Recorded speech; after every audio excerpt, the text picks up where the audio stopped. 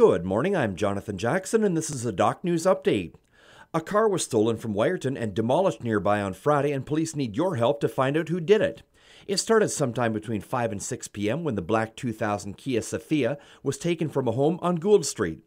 A short while later, police found the car on Zion Church Road near Mountain Lake. It had been left severely damaged.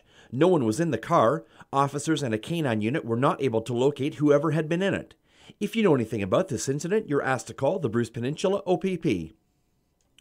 Some juggling of Hanover students is going to be necessary next fall.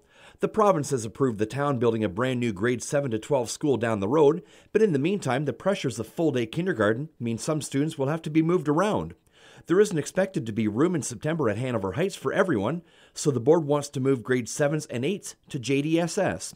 Trustee John Chapman explains what other changes the board is looking at. Donview becoming a JK to 6 French immersion, and Hanover Heights JK to 6 English program, and both those changes, along with a secondary change for 7s and 8s, to take place with a target date of September 2014.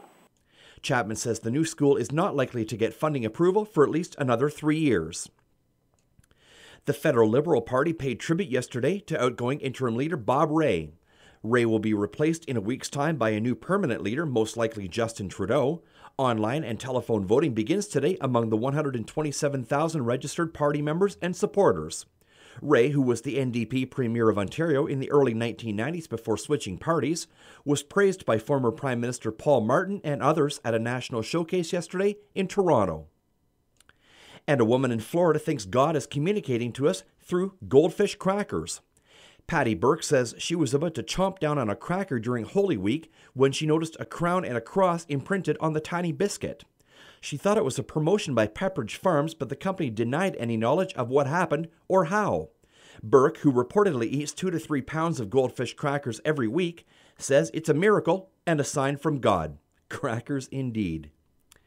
In sports, Kincardine native Garrett McFadden is the newest member of the Guelph Storm.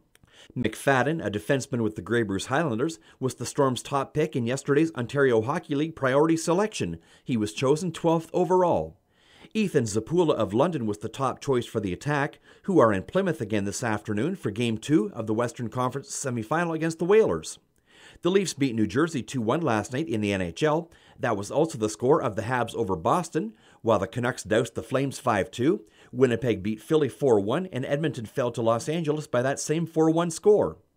J.A. Happ and 3 relievers combined on a 2-hit shutout as the Jays blanked the Boston Red Sox 5-0.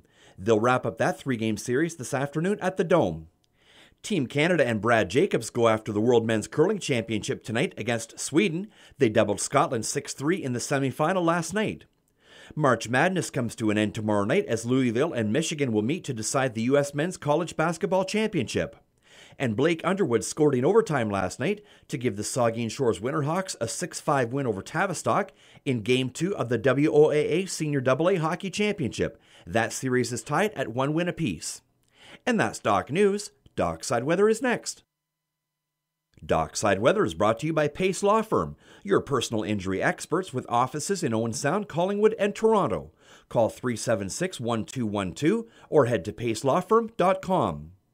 Getting cooler as the day progresses, dropping from an early high of 12 to 6 degrees this afternoon, and then down to -4 in the overnight hours. Windy and rainy too, although the rain should come to an end later on. We'll see clouds and rain again tomorrow, but the temperature will bounce back up to a high of 12. Expect yet another high of 12 on Tuesday with clouds and maybe even more rain in the forecast. In Owen Sound at 7 degrees right now, and at 6 degrees in Thornbury. I'm Jonathan Jackson. Doc News next at 10.